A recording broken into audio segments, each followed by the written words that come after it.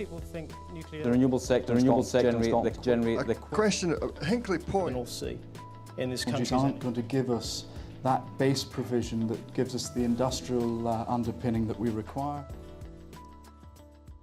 And to the Sunday Times and Brodies for organising this event. It's much appreciated. I think firstly just to introduce ourselves as a business in Scotland. Most of you will be familiar with Grangemouth, the refining petrochemical business located in the Central Belt. More widely, as a company, we've grown up over the last 17 years. We're a global business, petrochemical business with a $55 billion turnover as of last year. And as a company, our journey in shale, to sort of set this picture going into some of the points, began in late life assets in the US that we saw transformed by lower price fuel and feedstock from the advent of US shale. That then led us as a business to look at the potential to ship ethane for plastics manufacturing to Scotland and to Norway. And we identified that there was the opportunity for stranded ethane in the Marcellus shale on the eastern seaboard.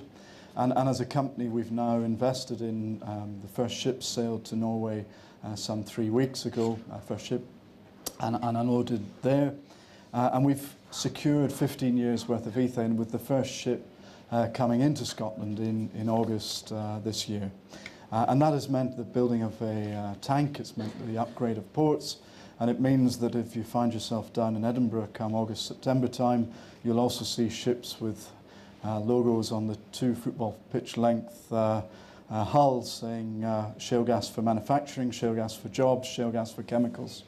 Really to make a very clear link between the existence of that plant and the provision of the feedstock that it requires, and to date had relied upon from the North Sea, now something in decline and something we needed to replace to secure the future of that site. So I think the points that I really wanted to try and get across in this is that, you know, there has been a tremendous amount of work done in Scotland's renewables future. We've gone into that and really led from the front in terms of adoption. But I think that the point that we've tried to make in the debate over the last year in Scotland is that renewables solely don't provide that suite. And the base load physics, if I describe to you the power usage of Grangemouth, that facility that provides the fuels for north of England, for Scotland, for Northern Ireland, you're using the same amount of power every day as Edinburgh, Glasgow and Aberdeen combined. So it just gives you some flavour of the scale. And I think really we've got to be clear that actually when the wind doesn't blow, when the sun doesn't shine, these technologies aren't going to give us that base provision that gives us the industrial underpinning that we require. I think also that we really do need to open ourselves up to the opportunity of natural gas.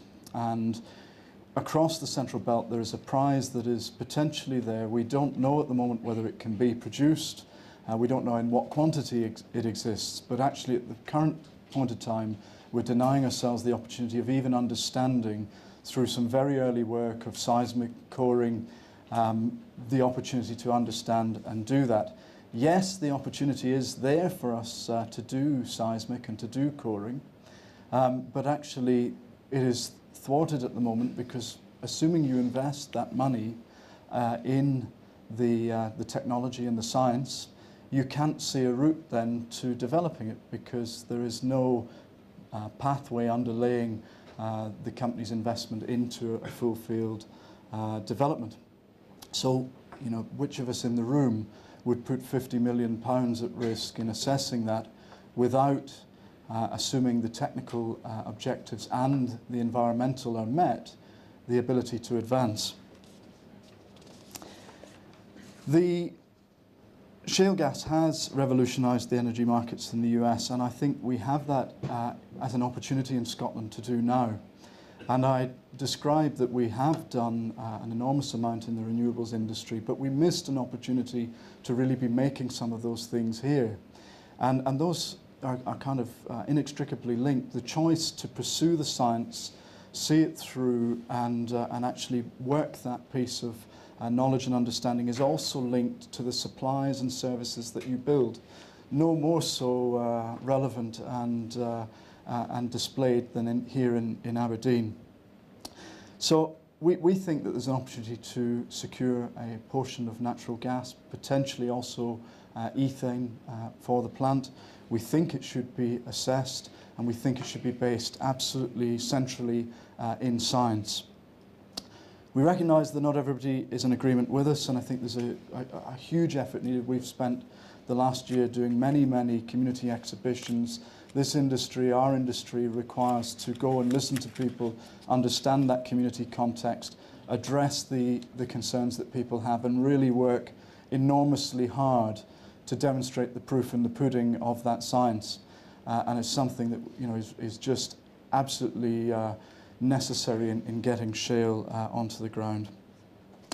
But we do think that this is so centrally important that the right decision will be made in this. We do think that actually the science will out in this, the truth will out in it, and really, we think not just for our interest in this, but the choice of resting on science and evidence is central to underpinning investment and energy and investment in industry and business in Scotland, and it must be a principle that we hold to. I thank you for your listening to that. Thank you, Tom.